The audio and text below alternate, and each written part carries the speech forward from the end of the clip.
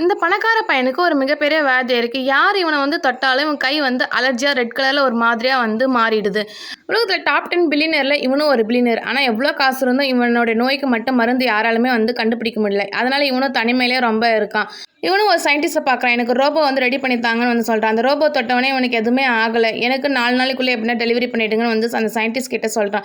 இவனும் 4 நாளைக்குள்ளே வேலை முடிஞ்சிடும், நான் ரெடி பண்ணிடுறேன்னு சொல்கிறான். பார்த்தா திடீர்னு நாங்கள் ஏதோ ஒரு தப்பு நடந்திருக்கோம். அந்த ரோபோட்டே வந்து எரிஞ்சிட்டு இருக்கோம். இது மினிமம் ரெடி பண்ண அவனுக்கு 1 மாதமாச்சும் ஆகும். அவன் எக்ஸ் கேர்ள் ஃப்ரெண்ட் அவனை போய் கேட்குறான். நான் ஒன்று மாடல் வச்சு தான் வந்து நான் ஒரு ரோபோட் ரெடி பண்ணேன். ஆனால் அந்த ரோபோட் வந்து ஏதோ சில பல சொதப்பைனால வந்து எரிஞ்சிச்சு.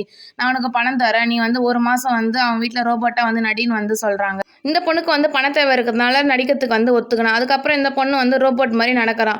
இந்த பணக்கார பையன் சொல்கிற மாதிரி இந்த பொண்ணு வந்து பண்ணி காமிக்கிறான். அதுக்கப்புறமா இவளுக்கு வந்து ஒரு ஷெட்யூல் போட்டு கொடுத்துருவான். நான் இந்தந்த டைமில் இதுதான் பண்ணுவேன், நீ உன்னுடைய ரொட்டீன் நீ தான் வந்து ஃபாலோ பண்ணி என்னை எழுப்பணும்னு வந்து சொல்கிறான். ஆனால் இந்த பொண்ணு பண்ணுறதுலாம் பார்த்தா ஹியூமன் பீயிங் பண்ணுற மாதிரியே இருக்குன்னு சொல்லிட்டு அவன் டவுட்டில் வந்து டச் பண்ண போகிறான். அந்த பொண்ணு வந்து பின்னாடி நகர்ந்து போகிறா.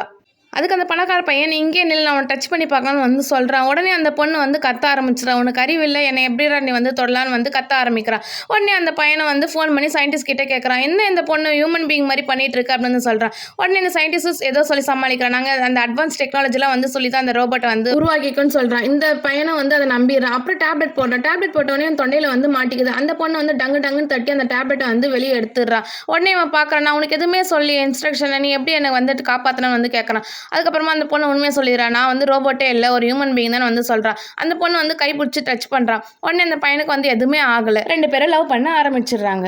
ஓகே கைஸ், இந்த வீடியோ பிடிச்சா மறக்காம வந்து லைக் பண்ணுங்கள், ஷேர் பண்ணுங்கள், சப்ஸ்கிரைப் பண்ணிக்கோங்க. மறக்காமல் அந்த பெல் ஐக்கனை வந்து கிளிக் பண்ணிக்கோங்க. ஓகே, பாய்.